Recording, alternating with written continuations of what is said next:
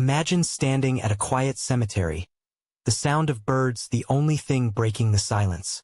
3 small children, triplets, kneel before a gravestone, their little hands tracing the name of the woman who gave them life but left them too soon.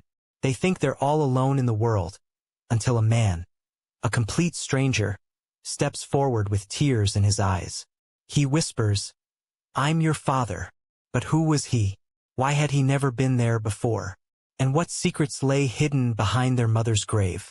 The sun was barely rising over the small town, casting a pale golden glow over the rooftops.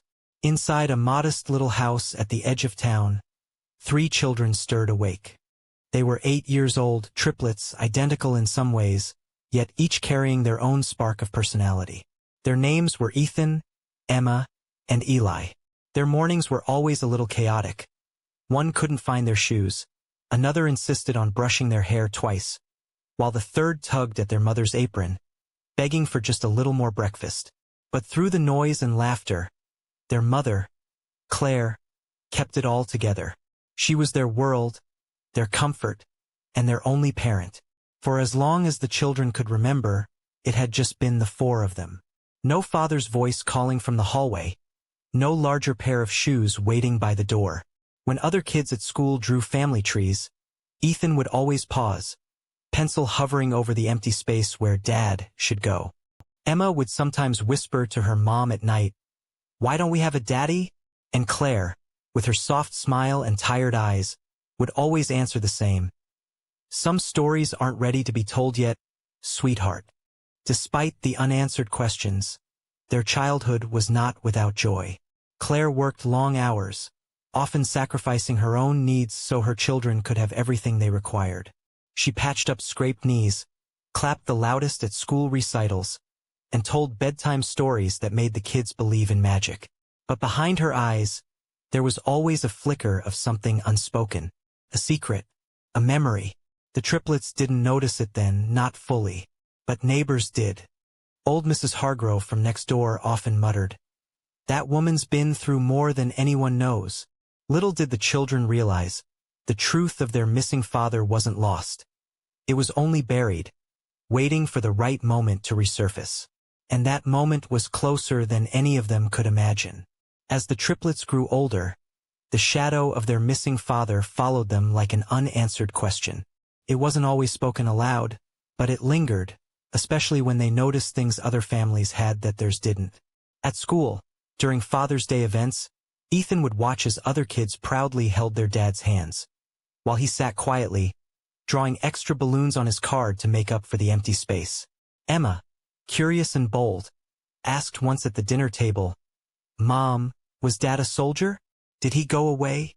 Claire froze, the spoon slipping slightly from her fingers.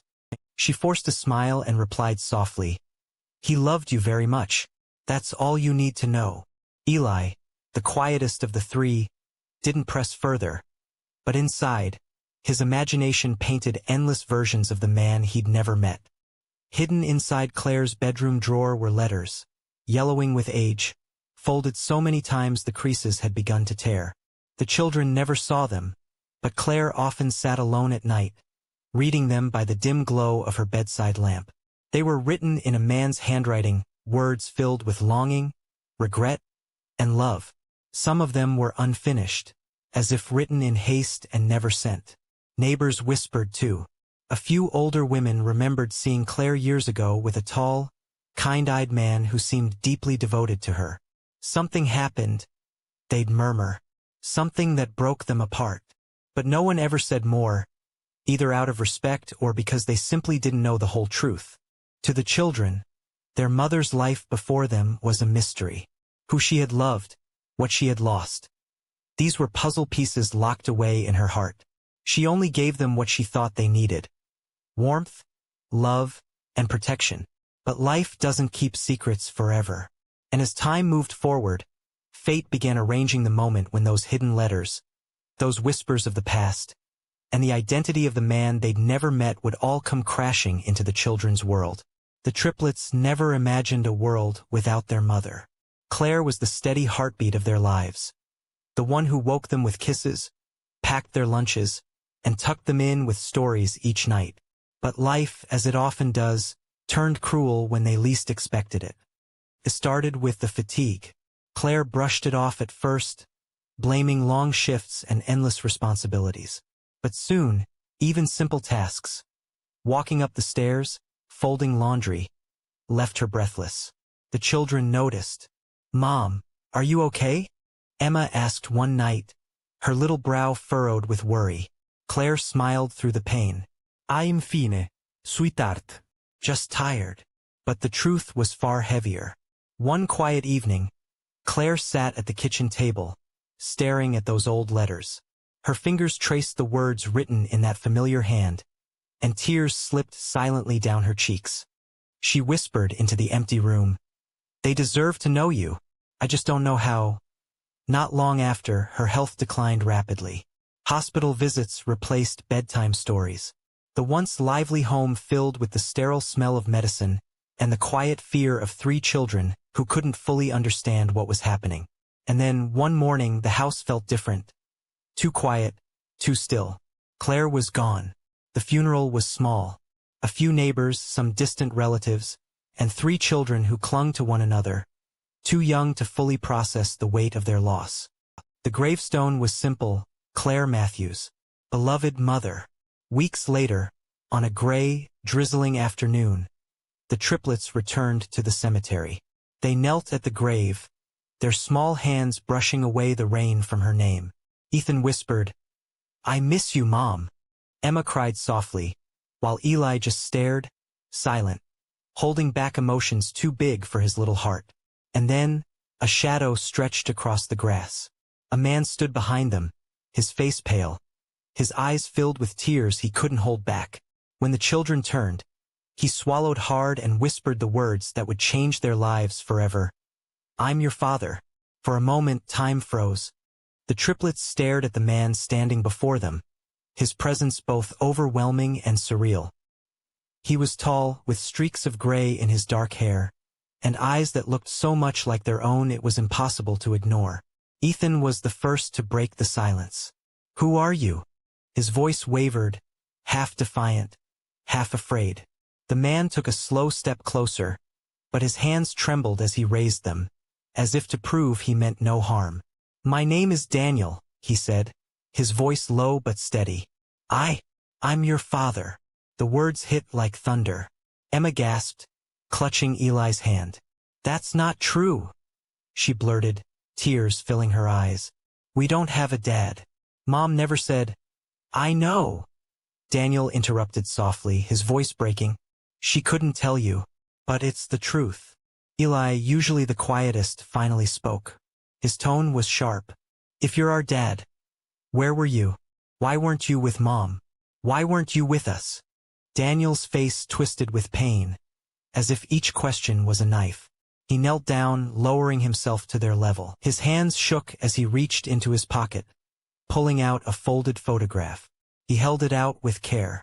It was a picture of Claire, younger, radiant, her arms around Daniel. They looked happy, deeply in love. "I was there," he whispered. "Once. Your mother and I. We loved each other more than anything. But life pulled us apart in ways you can't imagine. I never stopped loving her. And I never stopped loving you, even though I wasn't there." The triplets exchanged glances. Shock, confusion, anger, and a flicker of curiosity swirled inside them. They didn't know whether to run, cry, or listen. And yet, despite the pain in his voice, something about Daniel's eyes, the same eyes they saw in the mirror every morning, told them he was telling the truth. But the truth, they would soon learn, was far more complicated than a single confession. Daniel sat down on the damp grass in front of the gravestone, his shoulders heavy with years of silence. The triplets remained standing, watching him cautiously, torn between anger and curiosity. "I met your mother when we were young," he began. His eyes locked on Claire's name carved into stone. "She was everything. Brave, kind, and stubborn in the best way. We dreamed of building a life together. And when she told me she was pregnant with you 3, I thought it was the happiest day of my life." Emma's lip trembled. "Then why weren't you here?" Daniel swallowed hard. His voice grew heavier, edged with guilt. Because not everyone wanted us to be together. Her family, your grandparents, didn't approve of me. They thought I couldn't give her the life she deserved. I didn't come from much, and I made mistakes back then. Mistakes I've spent years regretting. Ethan crossed his arms, his tone sharp. So you just left? No, Daniel said firmly, his eyes filling with tears. I was forced out. There were arguments, threats. I tried to fight for her, but your mother... She made a choice. She wanted to protect you. She thought you'd be safer without me around. And when I left, I thought it was temporary, that one day I'd come back. But life has a way of pulling people apart. He paused, pulling another item from his pocket. A letter, worn at the edges. I wrote to her, over and over. I never stopped. Some she answered, some she didn't. But I never stopped trying. And when I heard she had passed, his voice broke completely. I knew I couldn't hide any longer. I had to see you. I had to tell you who I was. The triplets were silent. The drizzle from the sky mingled with their tears, though none of them wanted to admit they were crying. The truth was raw, messy, and heartbreaking. But for the first time, they began to understand. Their father hadn't abandoned them out of neglect. He had been shut out of their lives by forces they were only just beginning to uncover. The rain eased into a gentle mist as Daniel's voice trailed off. The cemetery was silent, except for the faint rustle of leaves. The triplets stood motionless, their young faces caught between heartbreak and disbelief. Emma wiped her eyes, her voice trembling. So, you loved her. You loved us. But you weren't here. Daniel nodded slowly, pain etched into every line of his face. I can never give you back those years. I can never change the nights you cried for answers, or the moments I should have been there to cheer you on. I failed you in ways I'll regret forever. But if you'll let me, I want to try. I want to be here now. Ethan's fists clenched at his sides. You can't just show up and expect us to call you Dad. His words were sharp, but his voice cracked at the end. He wanted to be angry, yet deep down, a piece of him longed for the father he'd never had. Eli, usually quiet, stepped closer. His small hand trembled as he reached out, touching the photo Daniel had shown them earlier. The one of him and Claire smiling together. You really loved her, he whispered. Daniel's eyes filled with tears. With everything I had. Something shifted then. Emma, through her tears, suddenly ran forward and threw her arms around him. At first, Daniel froze, then slowly wrapped his arms around his daughter, holding her as though he'd been waiting his whole life for this moment. Ethan stood back, torn between anger and longing, until finally, he too stepped forward, his voice barely a whisper. If Mom trusted you once, maybe we can try. And Eli, still holding the photo, leaned into Daniel's side, his quiet presence saying more than words ever could. For the first time, the broken family began to stitch itself back together. Not perfectly, not completely, but enough to spark hope. At their mother's grave, where loss had brought them pain, something new was born. A chance for healing, forgiveness, and a future they never thought possible.